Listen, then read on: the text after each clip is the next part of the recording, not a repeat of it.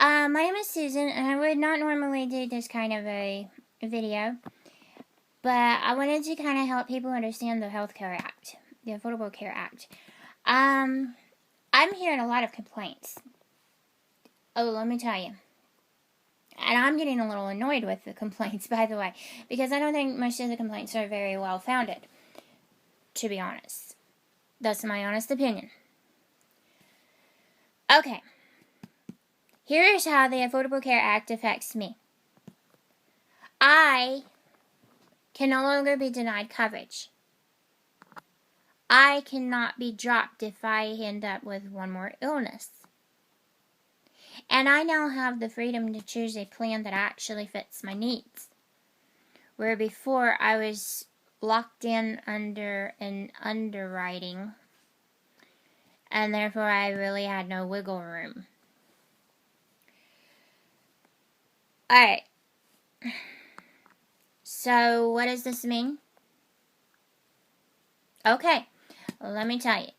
There are 10 essential benefits provided by all insurance companies nationwide now.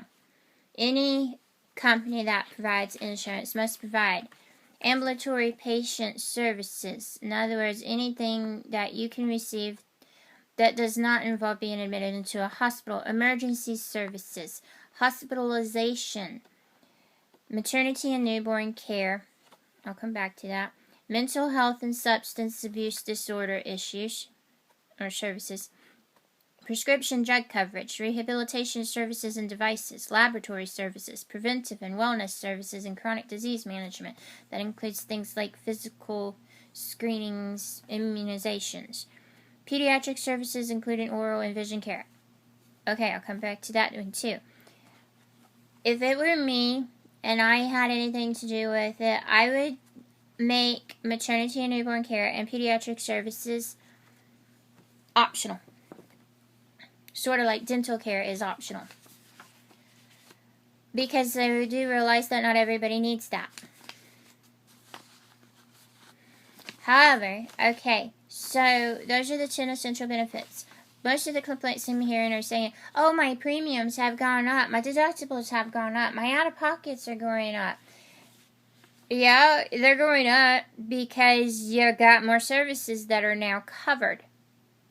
Believe it or not, if you did a side-by-side breakdown and comparison, you probably most likely do have more services being covered. If you pay a premium for an insurance plan, you no longer pay out of pocket for routine services or preventive care. So that's one of your added benefits this year. Oh, I got my letter. I did get a letter. Yes. My letter which tells me that my old plan does not meet the requirements or the standards of the law, and that I will be automatically switched if I don't act. Well, I acted. I will tell you about that in just a second. This sheet, I have my current plan, the breakdown of my current plan, the breakdown of the plan they would have switched me to, and the breakdown of the plan that I chose, that my family has decided on for me. My current plan is something called an open enrollment plan from back in 2003. It had underwriting.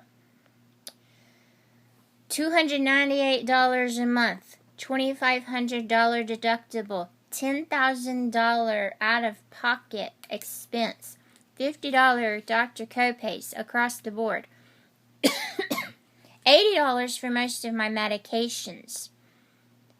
After I met like a $300 deductible, an 80-20 cost share. For 3 doctors a month, I would pay $150. For 2 medications a month, I'd pay $160.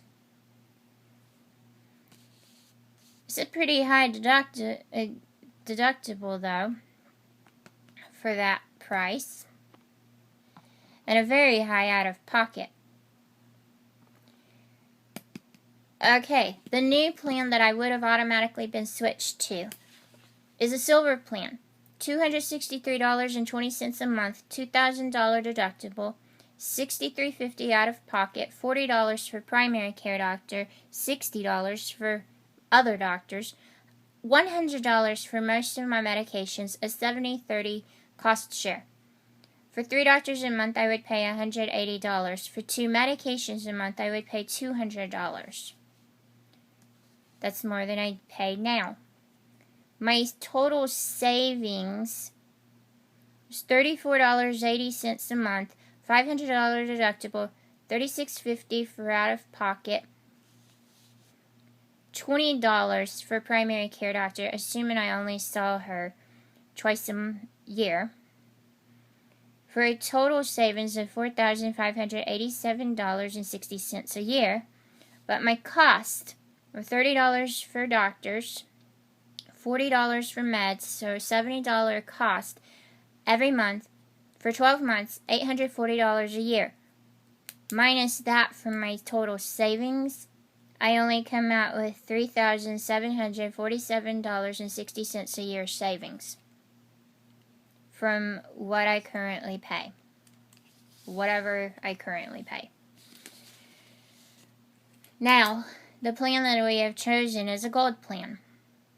My total cost, $320.75 per month, $500 deductible, $5,000 out of pocket, $35 for primary care, $50 for other doctors, which is what I currently have, $60 for most of my medications, an 80/20 cost share, which is what I have now.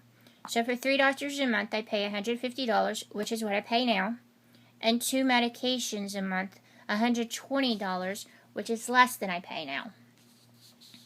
My total savings are $2,000 deductible, $5,000 out of pocket, $35 for primary care doctor, times 2, so $70 on primary care, $40 on medications each month, times that by 12. My total savings was $7,550. My total cost, $22.75 per month, or $273 a year, for a grand total of $7,277 a year in savings. And that is without any kind of subsidy or any kind of assistance.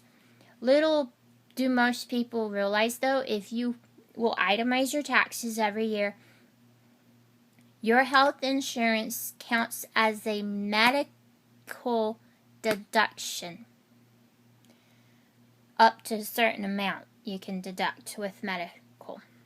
So, overall, I have to say that paying more is saving more in my case. Now, granted, every person is going to have different needs, but that's just it. You need to look at your actual needs. How many times do you go to the doctor every month? How many medications do you get every month? Do your math. Do that math rather than just say, oh my gosh, the prices of the premiums are so expensive.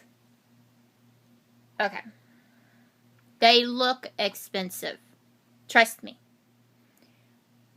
But they really aren't that expensive.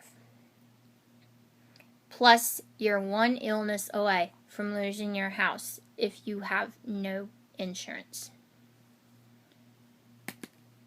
Probably safer in this economy to have insurance. Anyway, I hope that helps. Bye.